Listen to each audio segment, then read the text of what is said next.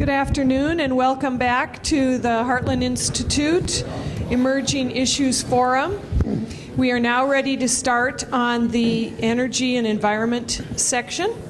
And so what I'm going to do is, just to keep this casual and not read to all of you, I'm going to just allow each of our panelists to introduce themselves and give what their brief bio is, so that you can read their full bios in there. So Kathleen, go. Kathleen, I had it right the first time. I should have just stuck with it. I'm Distinguished Senior Fellow for Energy and the Environment at the Texas Public Policy Foundation, and I'm kind of an odd bird, having been in the Reagan White House. I go back that far with Reagan, a Reagan conservative, but I was appointed as the head of our state's large equivalent of EPA. And did that for 6 years and served on a number of natural resource commissions and things like that. Hi, I'm Isaac Orr. I'm a research fellow for energy and environment at the Heartland Institute, where I basically focus on energy and environmental issues, but specifically hydraulic fracturing and frac sand mining. Good to be here. I'm Forrest Knox in the Kansas Senate. Previous to these 4 years in the Senate, I was in the House in Kansas. And I've always served on utilities committees. I've done various other things, as you all know we do. But my background is in engineering. Graduated from K-State and did a master's later. And then moved to rural Kansas, to the southern Flint Hills is the district that I represent. And cattle and hay, we've been pretty involved with livestock since 1990. Well, thank you, and I guess I failed to introduce myself. I'm Betty Grandi. I'm a former representative from North Dakota for 18 years. I am a recovering politician. For those of you out there, it can happen, there is another life outside of the chambers, so don't fear this. It's okay. I am from North Dakota. I am a research fellow with Heartland, and they allow me to stay in North Dakota, which is wonderful, of which, as you can kind of tell, you've got a little bit of a energy aspect of things here with a fracking expert, and Texas and North Dakota know a little bit about oil and gas, and Kansas is right there on the rest of the energy spectrum of this. So what I want to do is kind of open up with allowing each of these to talk about their expertise areas, kind of their highlight points of some of these things. I know Isaac and I have gotten on the phone for conference stuff, and he and I can go for hours on things, but I want to hit on some of their expertise ideas and their emerging issue in their areas, and then we'll follow up with some more discussion after that. So go ahead.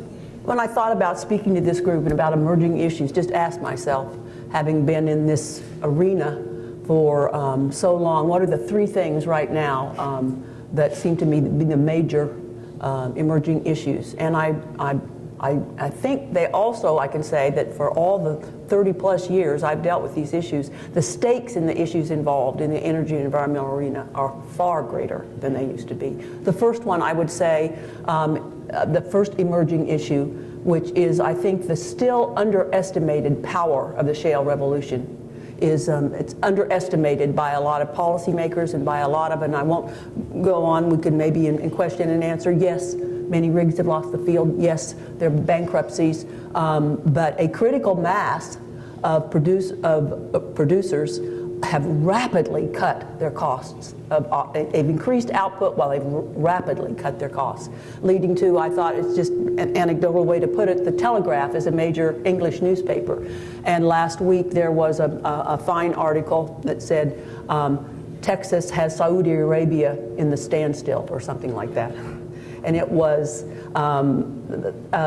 OPEC, many people are saying now, made the wrong bet that they could extinguish the rapidly growing shale industry by glutting the market.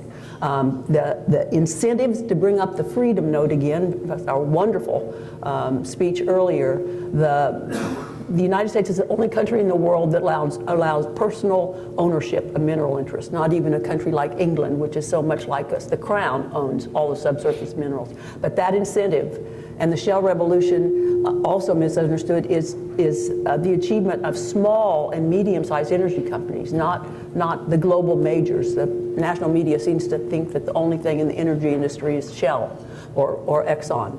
But there's a power growing, and a lot of signals that are suggesting that industry is going to grow. And imagine, in 2013, the United States became the largest oil and gas producer in the world.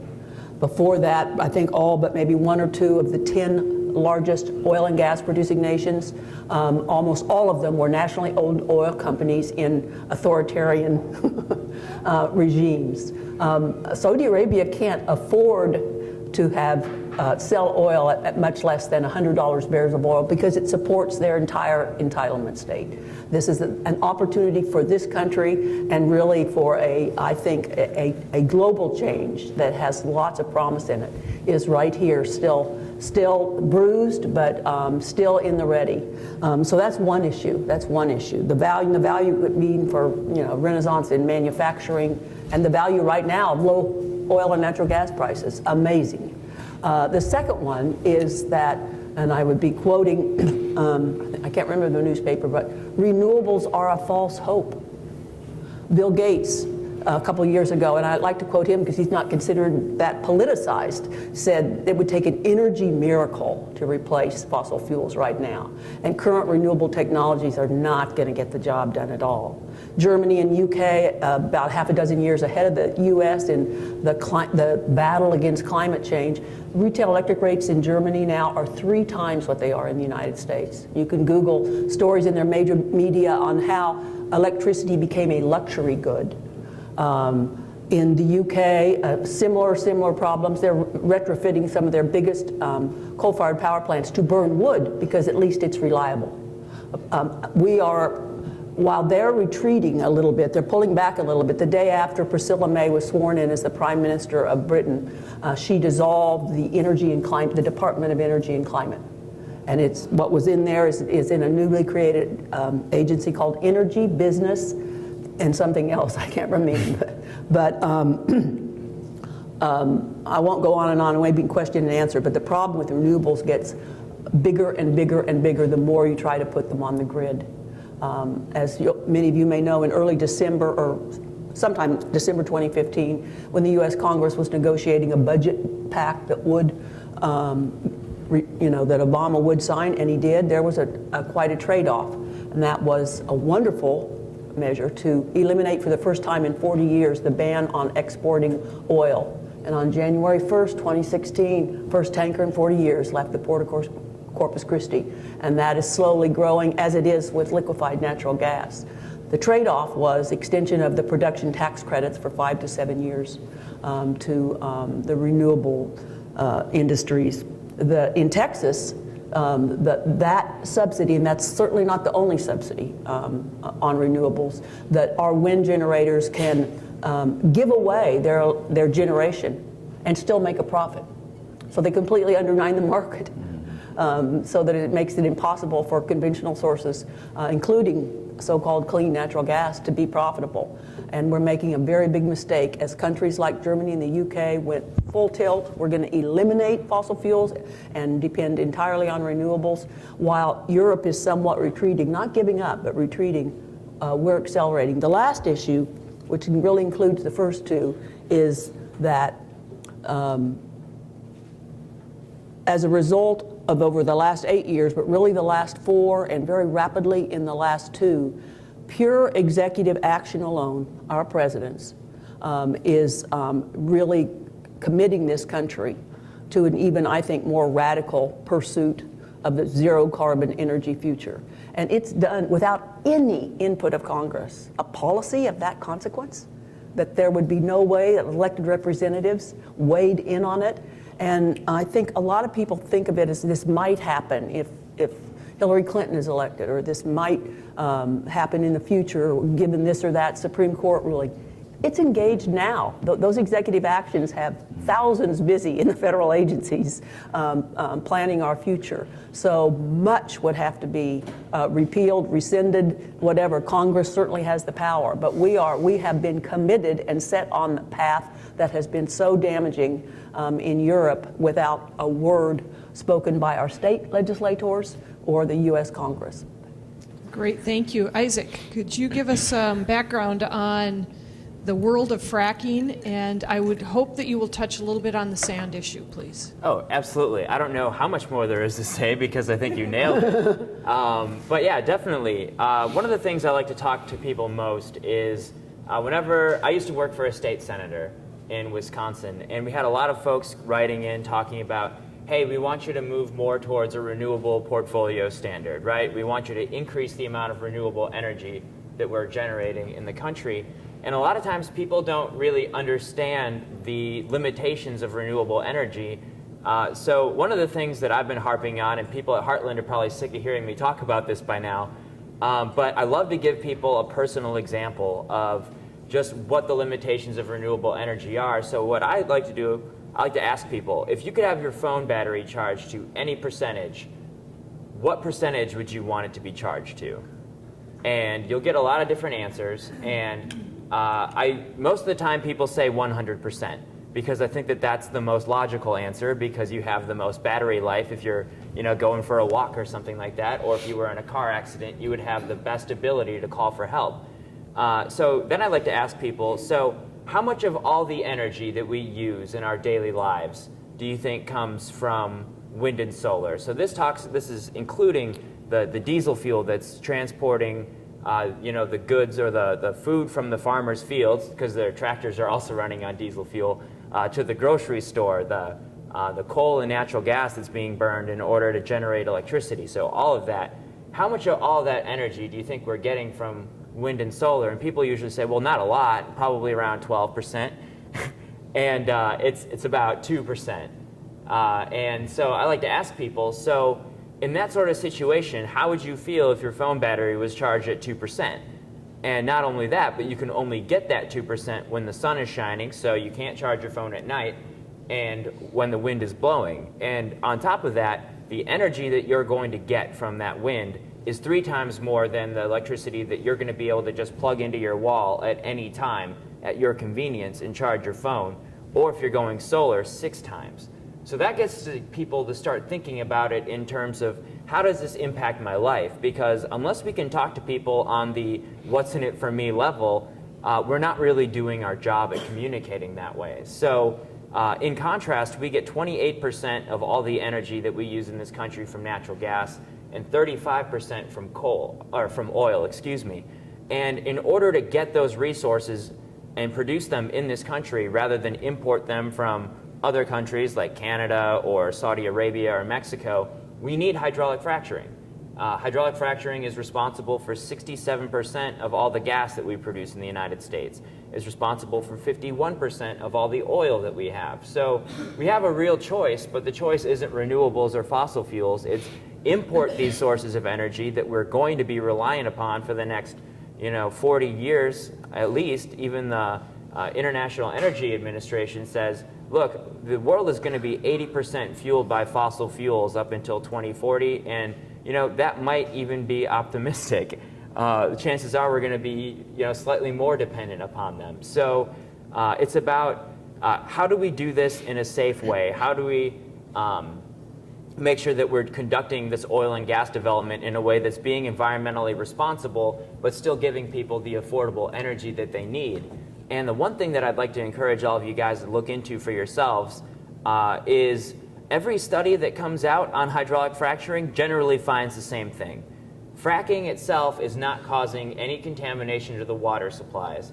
You have situations where you might have a spill of salt water on the surface that has gotten off this well pad that's designed to contain most of the water, and you'll have vegetation kills, or you'll have an instance where there's a leaky well casing that's allowing methane to get into the water, but they're not finding any of the fracking chemicals. So study after study after study has found that there are risks to this, but they are manageable, and we're doing it in a way that's already environmentally responsible. So the question then is, are you willing to make those trade-offs that you would need in order to have, you know, a renewable energy source, which isn't even realistic, and I'm sure we'll talk about this more, or do you want affordable, abundant energy that your friends and neighbors are getting paid really healthy blue-collar wages in order to produce? So that's my spiel for right now. I'm sure we'll get more time to talk about that.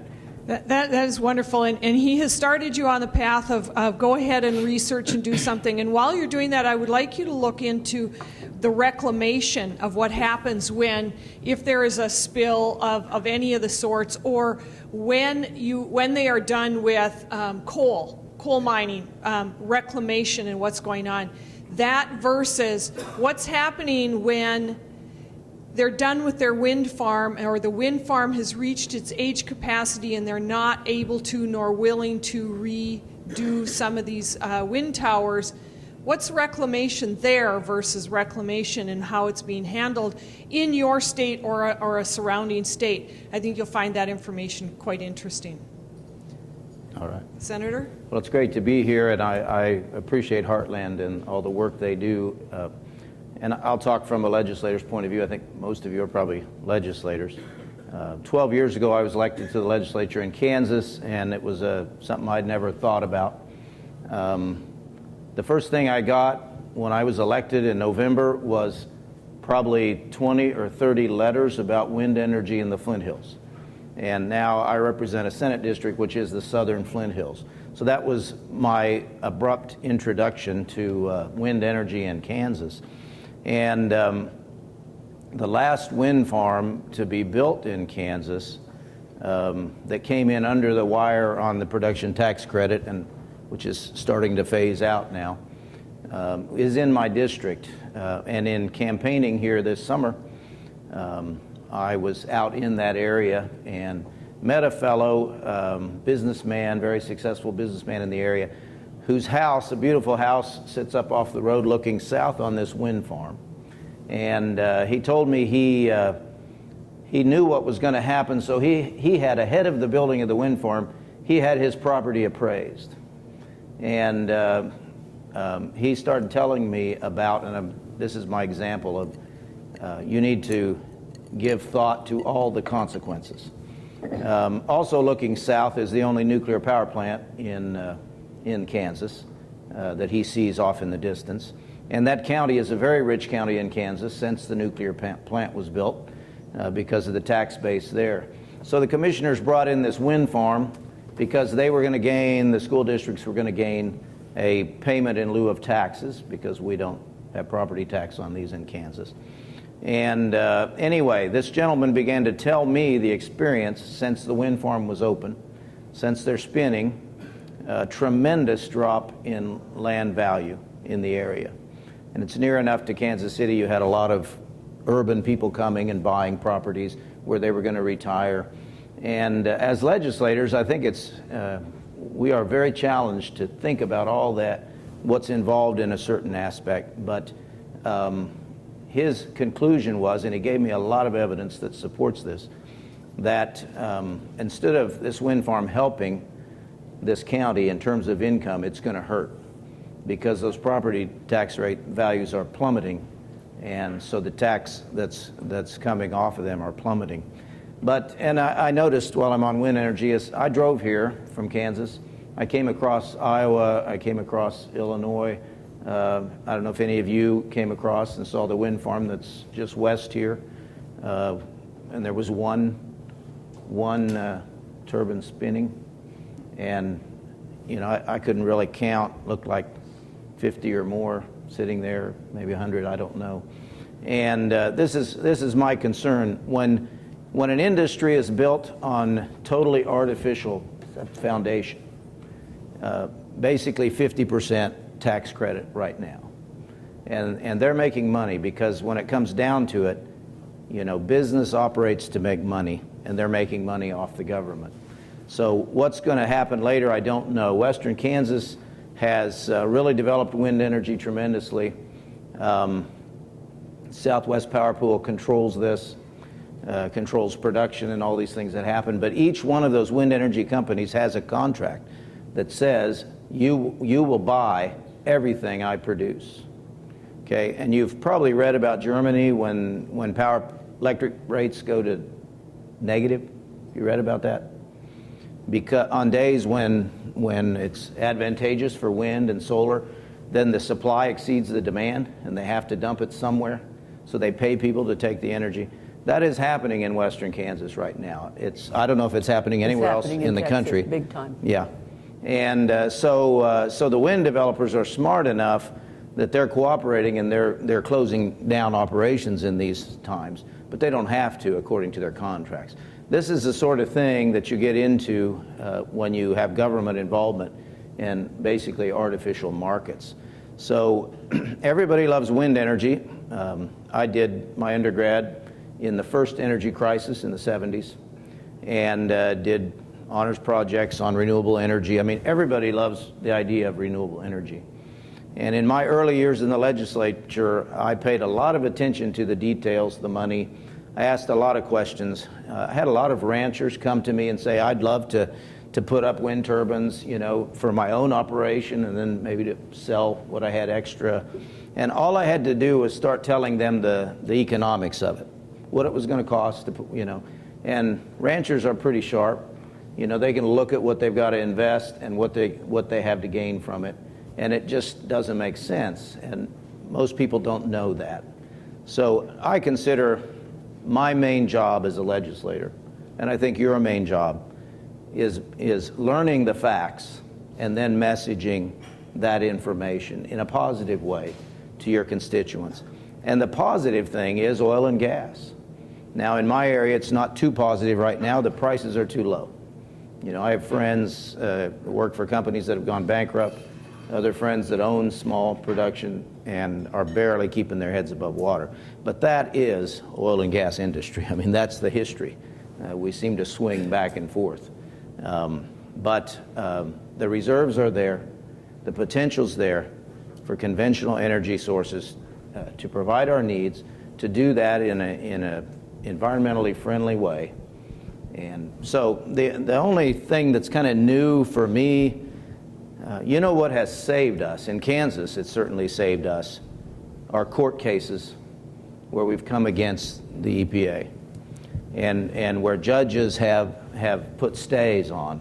I mean, we were set to close down several of our coal-fired power plants. This was several years ago. What year was that? It was in the end of December.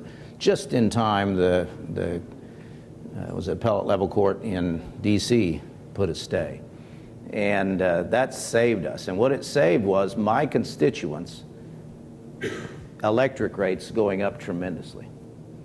And as far as I can see, we legislators are the only ones that are representing our constituents in terms of utility rates. The utility companies really don't care. They're going to make money. And they don't care where the rates are. And they'll do what the government tells them. But it's us that are standing in the way. And our Attorney General in Kansas has been doing a great job jumping onto lawsuits, you know, stopping the regulation of CO2, at least for a while. So we need to be as smart as the other side to use the courts. And how long that'll last, I don't know. But the object is, quite simply, I think, to send utility rates high enough to make renewables viable. And then we'll be where Europe is when that happens. So look forward to your questions. I think it's interesting as this is being brought up, and you guys have, as you've gone through the legislative sessions the last 2 years, you've been hearing and watching a lot of what has been going on with the current administration and the rogue organization called the EPA. And with that, these regulations, such as what was just mentioned, the 111D, the Clean Power Plan issues. What's another part of this that you may or may not have been following in the last couple months is if you are a science denier organization, and Heartland has been labeled as the #1 science deniers, we were named more often than any other organization in Congress a couple months ago. And so what they're doing is they're holding hearings, or they held some hearings, and they actually want to bring us up on federal charges through the, is it called RICA? RICO acts. It's a very bizarre thing, but it's something you are really going to want to watch because, as was just mentioned, some of the attorney generals, and ours, Texas and North Dakota, have been in the lead on many of these lawsuits. They will start coming after the states and the state legislators and the governors and attorney generals for these types of denials and not putting forth these renewable standards and willingness to pay for and make these changes. This next presidential election could be and will be a very, very important portion for the energy industries. That being said, these multiple lawsuits that are going on across the nation just to hold this stuff back is the only saving grace so far to you having the lights on today because of how many power plants would have been and will be shut down if the Clean Power Plan comes to fruition. And with this current administration saying that they were going to eliminate coal altogether, and they're trying very hard to do that before this term is up. But that same thing is happening in the oil and gas industry.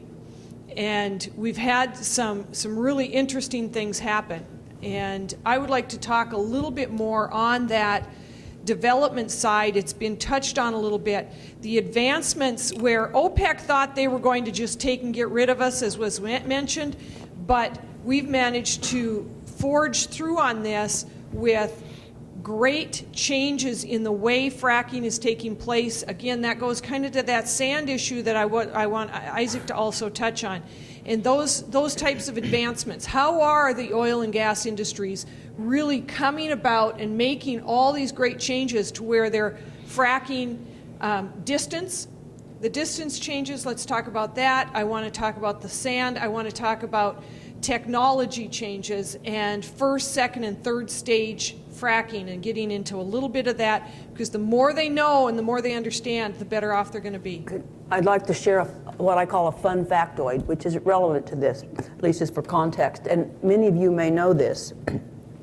I didn't tell some petroleum engineers explained it all to me.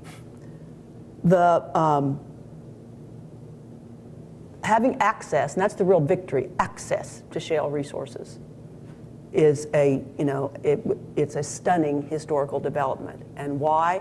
Because in conventional wells, in most geological formations, you're going straight down, and natural pressure and also external pressure moves those liquids to the surface. Geologists have long known that the amount you can get out through that method is maybe 1% to 3% of the oil and gas that's in the entire geologic formation, and so we have access to, well, put it this way, we may have drilled or extracted 1% to 3% of our oil and gas resources. It's massive. Another way of describing it is the suite of technologies that has given us access has advanced geological process by several 100 million years. That's what that's what ingenuity did. And the other quick comment, which I think is relevant, I don't know whether you call this a technology, but something that's of great advantage to the shale revolution. I say this as a former regulator. Something you never hear from EPA, the data is on their website. Over the last 20 to 30 years, as a national average, the amount of reduction of real pollutants, I don't consider carbon dioxide a pollutant, it's the gas of life that makes plants grow. But we have dramatically reduced the real pollutants, sulfur dioxide, ozone, lead, carbon monoxide. And the best example is the aggregate emissions that come out of our tailpipes in the last 20 years are 90% less. I bet a lot of you, like me, are old enough to remember you always could see exhaust. And that was pollution. And it's that technology that surrounds enhanced environmental management, whatever you want to call it, and the sensitivities it's created throughout businesses really, I think, prepares us to take advantage of the shale oil and gas, and particularly that as we learn that, although you mentioned all the studies, that none of it of the risks are associated with the fracking itself. And one last quick one on the technologies part. A lot of it is high-tech imaging and data analytics. where you can, so that, you know, their computers are of more value to them in the shale field than a lot of their heavy equipment. But that's what is, I think, one of the greatest advances. Absolutely, and that technology is really big. When she was talking about the horizontal just hit the ground, and sometimes it was kind of that hit and miss. Now they know they're going to go down, and it's nearly 100%. They know exactly what they're going to pull out when they go down. That's a cost-effective thing that is very, very important. Isaac? All right, yeah, I just have a quick tangent I want to take here that we can kind of talk about relating back to renewable portfolio standards and that sort of stuff. How many of you guys are from states or representing states that have a renewable portfolio standard? Okay, so most of you, right? So I think I want to really talk about negative pricing, right? So when we talk about negative pricing from wind, a lot of times people are going to say, oh, well, isn't that a great thing? Isn't it awesome that we have all these renewables and they're actually able to sell the electricity at a negative rate? We're getting paid to take this. So I think a lot of people perceive that as a really, really good thing, but they don't quite understand what that does to the reliability issues to the grid. So if you had a grocery store where they were selling things for, or giving it away, and they couldn't reimburse the farmers for it, how long do you think those farmers would be able to supply food for that grocery store?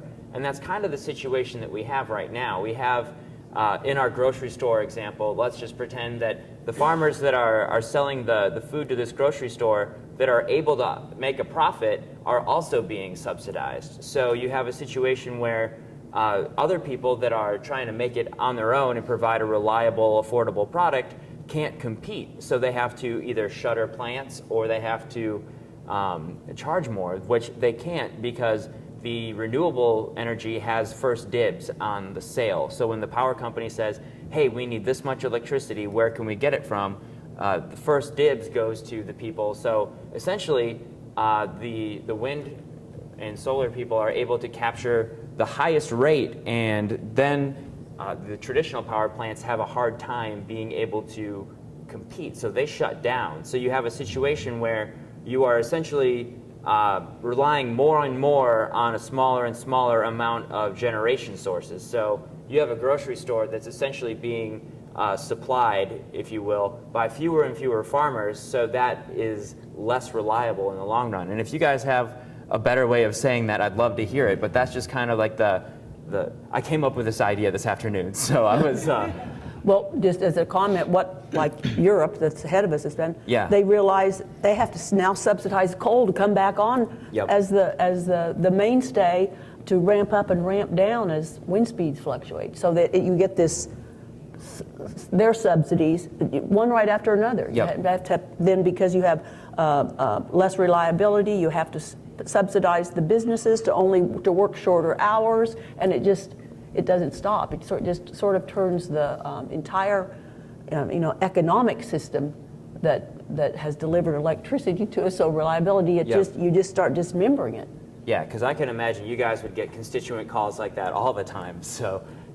Yeah, the efficiency of the grid. The grid was not made. It was made for a standard way to do it, and it's a flat line when coal's on, and it just stays there, and that's why it is so reliable. But when you have to take and put the wind on, you get these spikes in there, of which becomes inefficient, causing your costs to go up just to have your so-called reliable energy. Because it's not reliable anymore. It has the peaks and valleys in it. One thing in Kansas, sometimes to learn what the truth is like pulling teeth. And as we instituted an RPS, now we've backed away from that, fortunately, here in the last year or so. But my question always was very simple. Well, what is renewable energy costing us in the state? What is wind energy costing us? And they like to come in and tell us what the utilities are buying it for, as if that's the cost. But we've built tremendous amounts of transmission, and we've brought on a lot of gas, natural gas, that could come up online quickly, spinning reserves. all of that costs money, and all of that ought to go into the price tag of renewable energy. And the Corporation Commission is who regulates all this in Kansas. And Dennis Hedke, who was supposed to be here, and I kind of led the charge on trying to get those answers and meeting with them. And we never did succeed to get the answers and really find out the truth. It seems there's a lot of intent to hide that.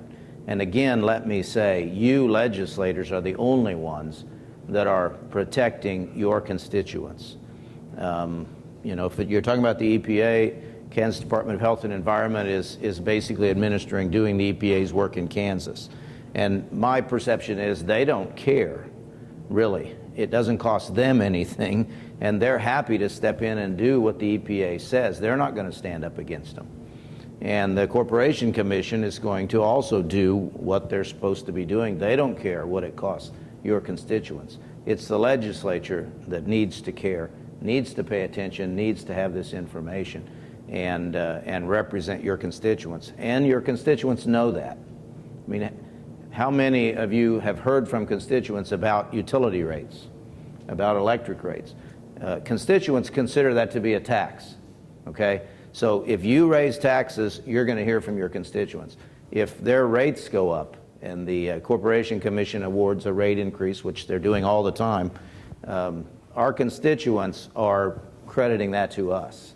And so we need to be representing them in this regard. Let me just say about fracking, this whole business of fracking is quite amusing to me, because fracking is not the issue. I always like to say fracking was developed and first used in western Kansas in 1947. This is an old technology. The new technology is the horizontal drilling going out 2 miles. That's new.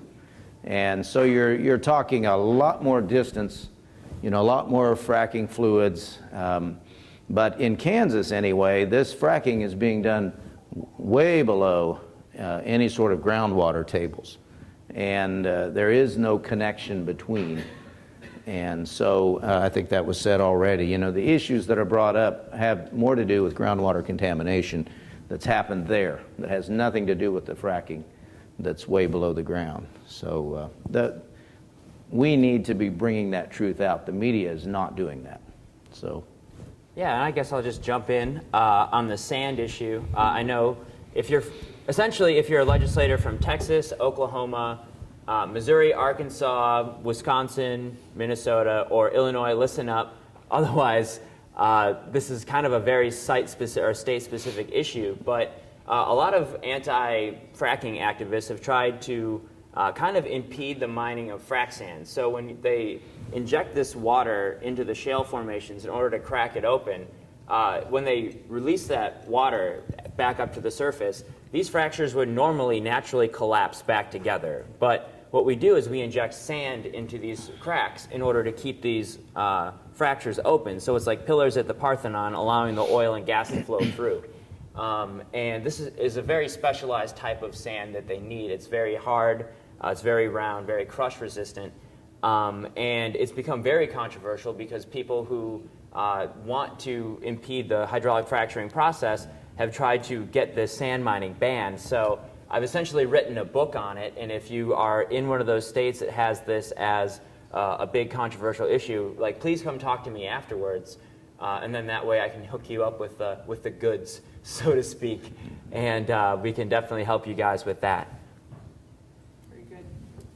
Before we move on, Matt, I don't have a watch up here, or my phone is sitting with you, so I have no idea where we're at on time. If you will give me 15 minutes. Yeah. We have 15 minutes left, so we'll go about 5 more minutes. So if we want to just do a recap, a quick couple-minute recap, or another highlight piece from each of you, we'll go into the Q&A. Does that work? Okay. I would just repeat some of the fabulous messages in the fabulous lunch keynote we had. Very inspiring. And some of the things that were said about we've got to engage in the conversation. We've got to talk, and then yes, stories. But I think a lot that either intuitively or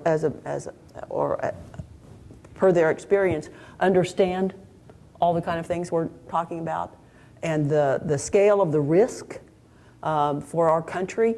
But we're pretty quiet. We're kind of reticent about, with just in the contrast that we heard, like on different ways to envision economic freedom, or the rags to riches stories of this country. But we need to talk. I think it's very important for state legislators, much closer to reality, to communicate with their delegation in the U.S. Congress. You'd think that we'd get that taken care of in Texas, where we've got the, I think, second largest district, but it's hard to get that to gel sometimes. But I think this issue, again, because Congress has not spoken, the states see what's going on in real time, and we really need to remind our policymakers. The U.S. House, in both the previous Congress and this one, has passed a bunch of bills that would prevent EPA from doing almost all of the really bad things it did in the last 6 years. They passed. But they didn't pass the Senate. They were not moved by the Senate. But this is a critical time.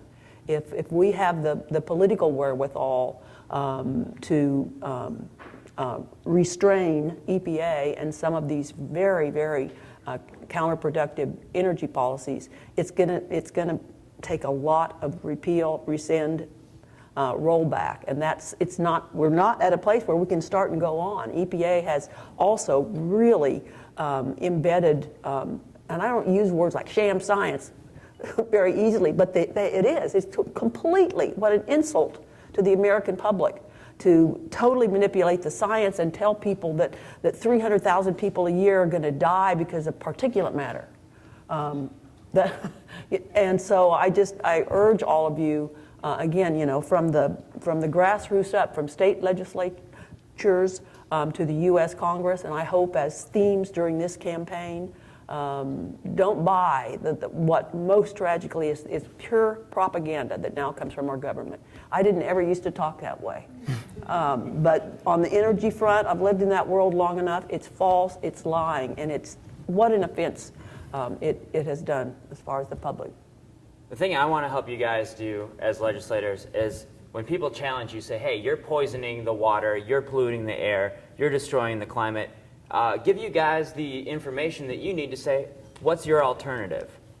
So when you look at the fact that 2, maybe 3% of all of our energy comes from wind and solar, and it comes at a tremendous cost and it's unreliable, you can say, all right, so how do we even go past this? It's an industry that relies on subsidies for what little energy that it provides for us, whereas we have hydraulic fracturing, which has allowed us to essentially become energy, I won't say independent. We'll never be independent because it just won't make sense from an economic standpoint. But we're more secure in our energy than we have been in a really long time. So when you say, all right, well, your phone's at 3%, mine's at 63%, and you charge 6 times more for your electricity, how can I tell my constituents that that's a good idea? So I guess that's what I want you guys to take away from this is, and if you guys have any questions for me where I can help you message this, just let's talk. And that's engaging in the conversation. That seems to be the theme here recently in here, and that's what came to my mind when I thought about being up here, which I thought really wasn't the message we're talking about. But I consider myself a typical American, a typical Kansan. I want government just to stay out of my life and let me live my life, okay? People like that don't engage. They don't get into the conversation. They don't move the conversation, and that's a mistake, and we need to do that. Let me just mention, and Heartland could probably tell me how long ago this was, the climate change conference that was at Times Square in New York City. Well, I don't know when that was. That was quite a few years ago that I got to attend. And I did graduate work in mechanical engineering, so I know a little bit about how these things work. And I was able to sit in breakout sessions with 20 or 30 PhDs. 2 or 3 were presenting their research. The others were tearing it apart. You know, that's the way science works, and that's the way research works. That was the only science that I've seen in climate change. And I've done a lot of research and reading into this. And have a very good friend that I met. He was doing a postdoc. And I knew the questions to ask him. He was an alarmist. I was a skeptic. And he could not answer my scientific questions. I said to my friend, Eric, I've been around this politics for a while now, and I see when the issue is political, and it's a political goal that's moving forward with climate change. Okay, we need to bring it back to science. And again, I'll say, those many years ago in New York City, I saw science working.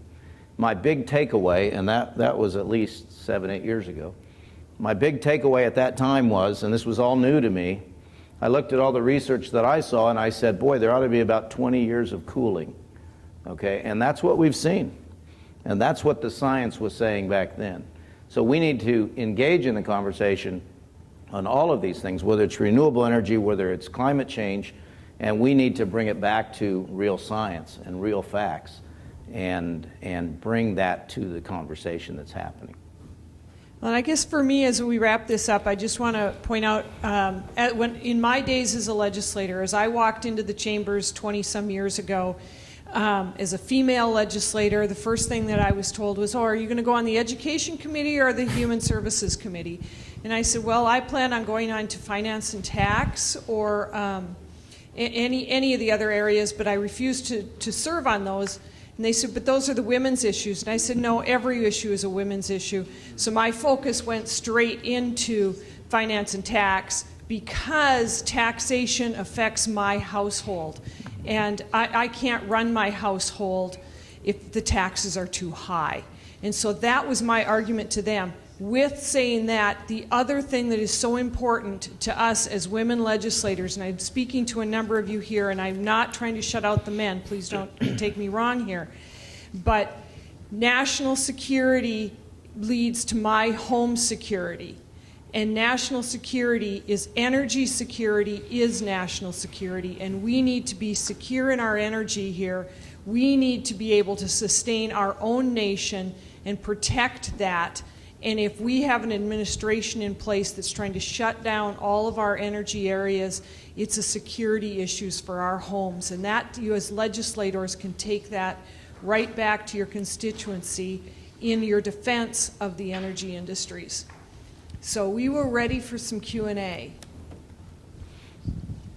I really appreciate all the comments you made and the insights you have. And I'm from Illinois, definitely pro-fracking and coal and all the rest. I just wonder, nuclear is still part of the mix in the United States, but I've heard plants are shutting down. We're not rebuilding, at least not that I'm aware of. What could be done to revive the nuclear industry?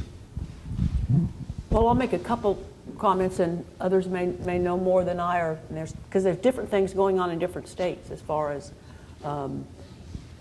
that nuclear plants have to be relicensed at certain intervals, and they're all checked out and tune up. I believe it's called the Diablo plant in California is, I think, the biggest nuclear plant in the country, and it's amazing how much of the California urban public it serves. Looks like they're going to decide not to just, because now we've got renewables. Oh, my word. I mean, that's why Germany is kind of in the shape it was. It made a very hasty decision after the horrific earthquake and tsunami in Japan. It was like, uh-oh, this is dangerous. Yep. And so they're also stepping back and decommissioning their nuclear. But I have some, I think, of the most level-headed kind of academic environmentalists, not the, really activist ones, think that now they're seeing the light on renewables. I mean, the core assumption of our climate policies is that renewables are going to completely replace fossil fuels and nuclear. And that's just, we would have to have a fifth law of thermodynamics or something like that.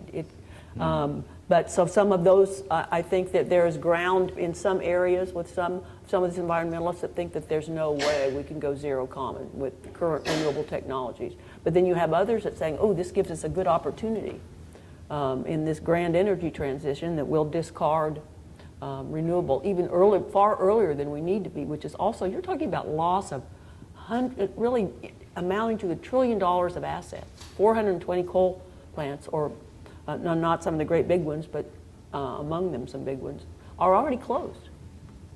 And the waste and all of that, but so mixed bag on nuclear. I would and it's been a while since we've talked nuclear. We've got one nuclear plant in Kansas. It was relicensed.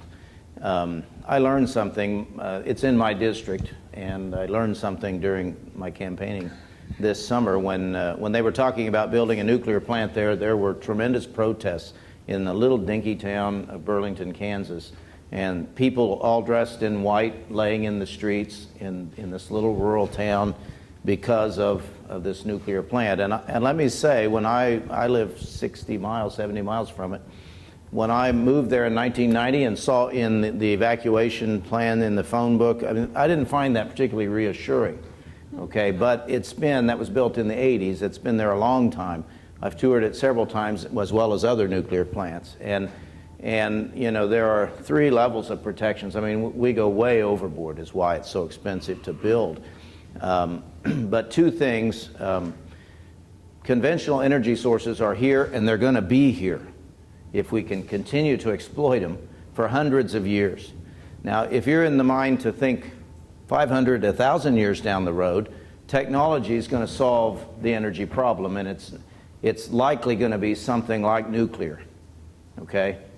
But right now, the problem is in this country, I think, and I'm trying to pull it from my mind here. I think it was way back the Nuclear Non-Proliferation Treaty, and that we're not enriching fuel in this country. But yet technology solved the problem there. The reason we said we won't has been solved, okay? And you're not developing materials that can be used for nuclear war by enriching. You can do that now. I think that's a major aspect, and that's federal, something that needs to happen to move us forward to keep nuclear being viable right now. Well, part of the process, and you'd asked why are we not doing more nuclear, and part of it is the permitting process is so onerous and so time-consuming that most states or areas are not willing to go through that process. The same being, why have we not seen more? We've got an oil and gas industry just going gangbusters through shale. Why didn't we see refinement plants going up all over the place? You saw none. And that's because it's too onerous, they won't permit it, and they make it too difficult for any of that to take place. The first and only greenfield refinement plant that has gone up in 40 years in the United States, we got one small diesel refinement plant opened in North Dakota. And it was because we went under capacity to their permit process and all that had to take place, but it still took years to get it done.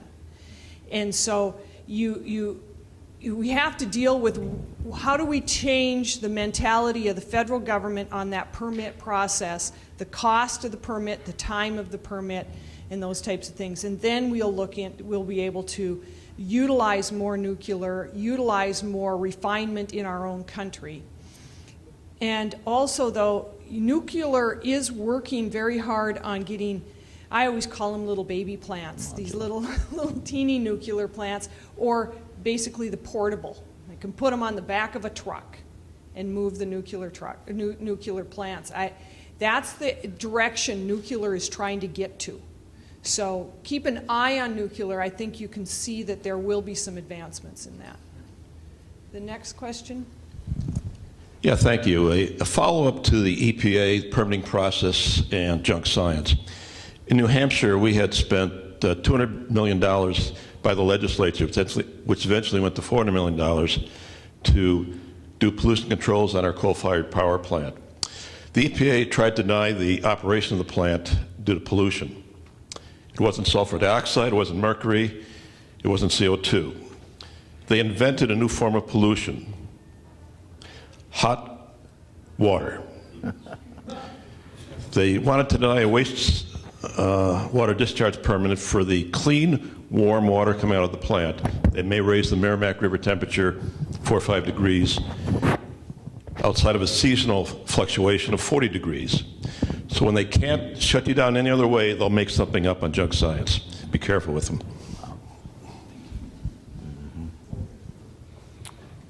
Do you mind a little, if it's the last question? There's someone over here, I think. Was it you?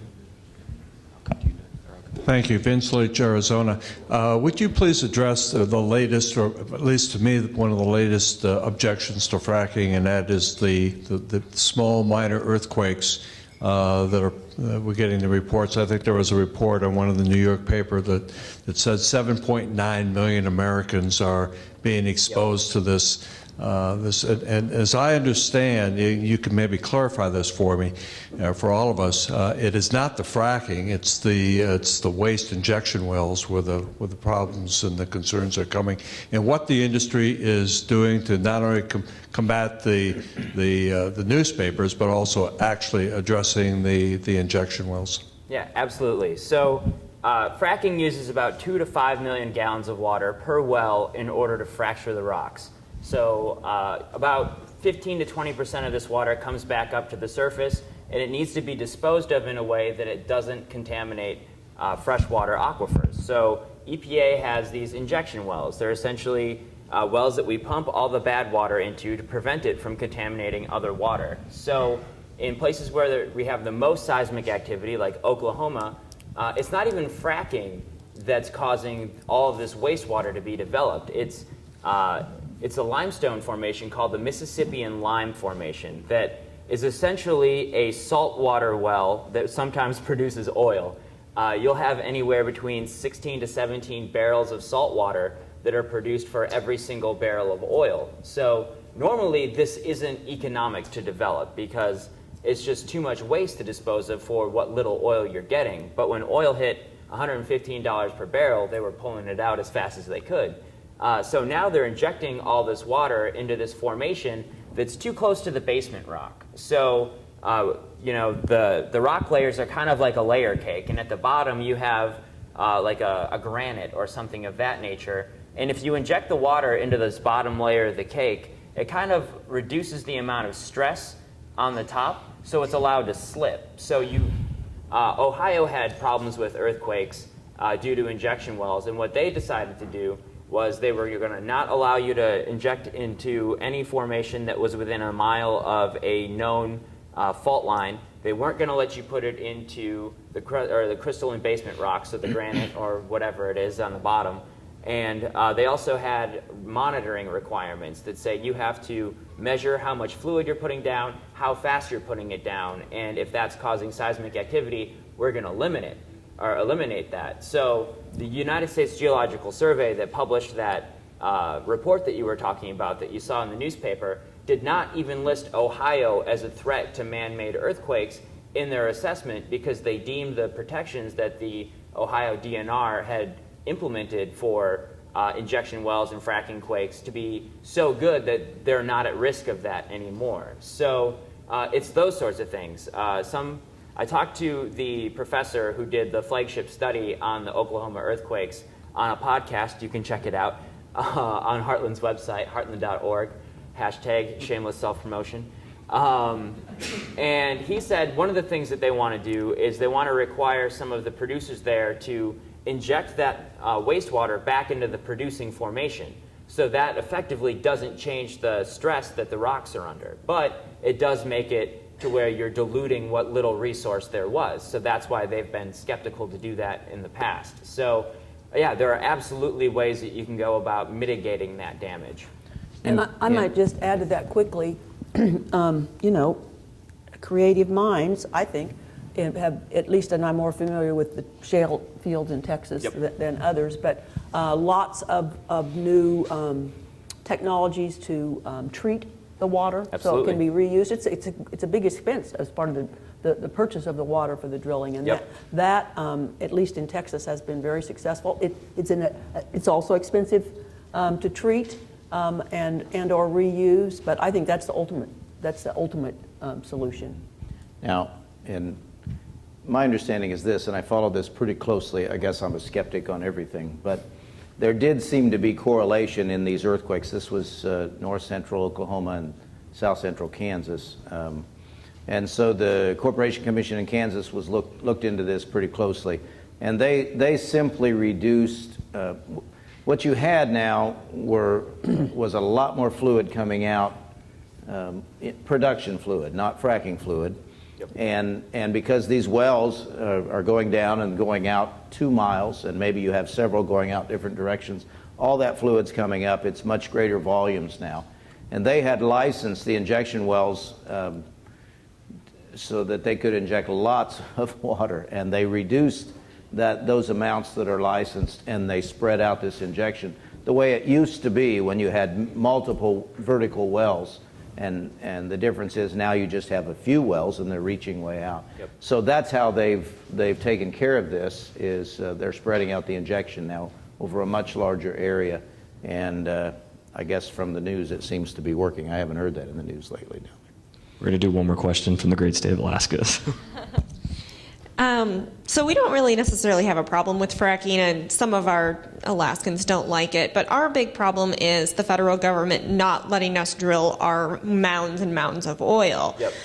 In Anwar, the Chukchi, the Bayford.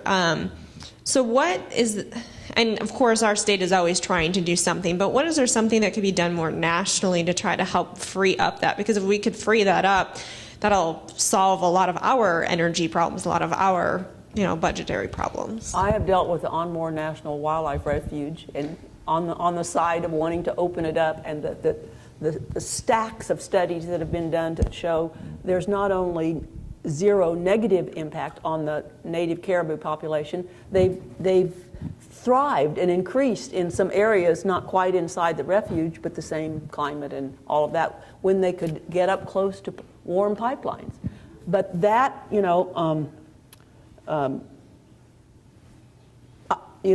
I hope the energy policy, and we have one presidential candidate that is at least speaking that way, but our energy policy really takes a sharp turn to want to support the development of all our oil and gas and coal resources, and most particularly Alaska. And it's gone on so long, I imagine it's hard to stay hopeful, but that 40-year ban on the export of domestic oil, nobody thought was going to happen either. I brought just an example of the incredible value, again, to the whole country and not just to the people of Alaska. I wrote a book, again, shameless self-promotion. That's right, hashtag. It's a little heavy, called Fueling Freedom, Exposing the Mad War on Energy. All these kind of topics we're talking about, but it's co-authored with Steve Moore. And Steve and I calculate just using the Energy Information Administration's figures for federal lands, and a lot of that is federal land in Alaska. There is, just on our federal lands and our offshore and onshore, you have wonderful offshore resources in Alaska, $55 trillion. The public land, I think that means the citizens of this country own that land. And it could actually be, if you want to get creative on policies, a means of regularly, in significant amounts, paying down the national debt. Some people may think that's laughable. Those are things we can do if there's the political will. And so I would just hang in there and hook on to that kind of effort. And again, we're ships and tankers are leaving for Japan and Europe and all over the place. And so important, or we're going to lose the wonderful pipeline. It now has so little oil in it. It'll be interesting to see how that works now that just the cost of producing in Alaska is pretty high, because I don't know what the break-even average cost is there for some of those wells that they're looking to develop, but the biggest impediment to developing oil and gas resources in Alaska might be the affordability of producing that in North Dakota, Texas, Colorado. So it might be a situation where before we had this hydraulic fracturing technology, Anwar made sense because it was cheaper than trying to get oil and gas out of the shale that we thought was worthless, essentially. But depending on what those break-even costs are, it's really going to depend on market forces more than anything at this point, I think. Even if we had an administration that was going to say, hey, you guys can go do this if you think it's going to be, financially profitable. I don't know. Do you? Well, if the and I hate to call them frackers. Yeah. But if those who in Texas 4 or 5 years ago said they needed $100, $120 barrel of oil to make those wells profitable, are now down to $40 to $60. I just can't believe that kind of innovation wouldn't also apply. To me, this raises a key issue that this group ought to be involved with, and that is overreach and unconstitutional governance from Washington, D.C. And in my mind, because of the population makeup in this country, you have the high population areas basically controlling what's going on. And their views of these issues are skewed by the media, and it's political in terms of the way we're moving. How do we solve that problem? How many of you are involved or supportive of Convention of States? Okay, I would advise you all to look closely at that, because that's a way that states can take back their power. And I'll tell you this, if it ever happens, and it happens on one issue, which may be balanced budget amendment or something like that, the federal government will be greatly affected. They will be cowering. And once we do it once, and all we're doing is bringing an amendment forward to the U.S. Constitution, and then it has to go through the process of being ratified by the states. This puts power back to Alaska, to Kansas, to small population states, and in terms of bringing about major change. And that's what needs to happen. You know, our government, our federal government, is moving towards global governance. I mean, there's no question in my mind. And that's what's pushing this, and states need to take back the power that we have. And so I know there's a big initiative with public lands in the West, and so we all need to jump on these issues and be supportive of other states and states' rights. Now, a lot of us are going to NCSL. It's not known as a conservative organization, but it is big on states' rights.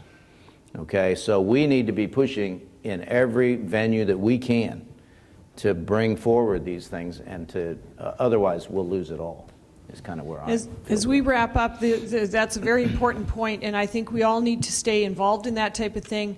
The states' rights, the land, the federal lands that are in these western states, if you've ever seen the map of how much land is owned by the federal government in the western states, it's really disgraceful, and it's difficult for those states. And if you're in a state that is not a part of that, you should band together with them to help get their freedom to own and have their lands back, so that the people can start benefiting from those lands. And with that, I'm going to just wrap it up because we are late on time here. But I want to thank each of these panelists. You can see we've got great experts at your fingertips, because all you have to do is get a hold of Heartland, heartland.org, and they can connect you with the proper people, or even use it as that resource. The website is laid out with multiple information for you, or any of the senior fellows would be willing to, if you connect through, talk to John or Marianne or Logan or whoever your rep is for government relations for your state. They can connect you with the experts of whatever area you're looking for information in. So please utilize any of that, and you will find yourself to be a far better and far greater legislator in the future. So with that, I would just like to say thank you all for your information. Thank you so much.